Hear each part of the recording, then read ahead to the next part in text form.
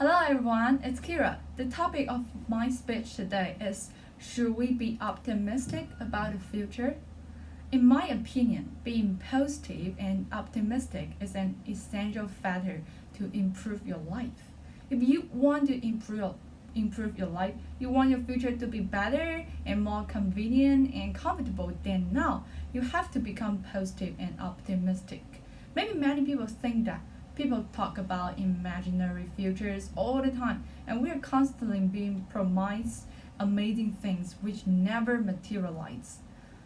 Of that is a form of tech or dependence, a type of wish fulfillment. It used to be mail sent by vacuum tubes to every home, or rubber mails to every home. Today is a tiny machine in our bloody string or colonies on Mars.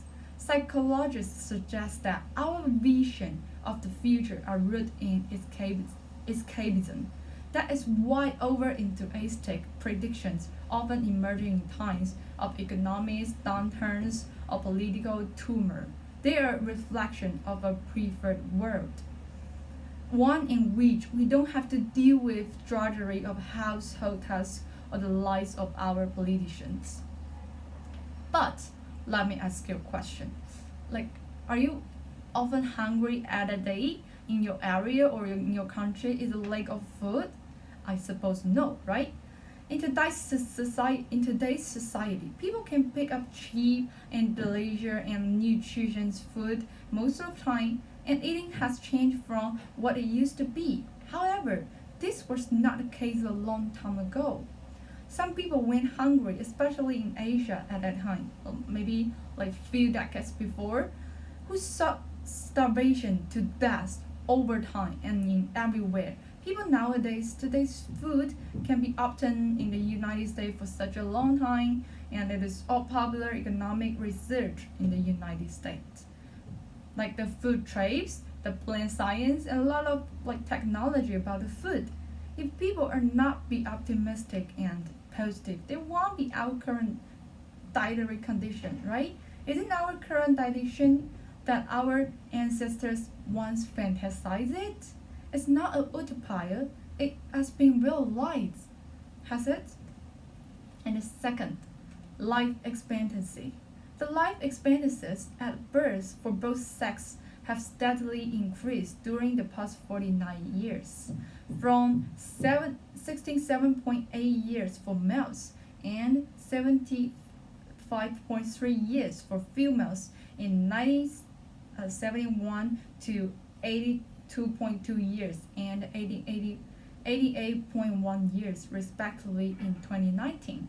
There's no doubt that the most people want to live better alone, so the lifespan of human beings has been extending. This is also the result of people's like the optimistic and the active exploration. If we are not be optimistic, we can't we will lose nearly 10 years of lifespan for just being negative. Okay. Third, the freedom and the equality. Many people believe that even if we become optimistic, only a few upper class people in this world are enjoy this positive results. But is that real? With the disappearance of slavery and the increased power of women, these results are by no means what people in the upper class wanted. The disappearance of slavery liberated thousands of black people and gave them their own rights. The growth of women's rights also allowed more women to obtain legal rights and interest, and they are respected by more people. The media tell us that we live in a world of greed, of inequality, poverty, and war.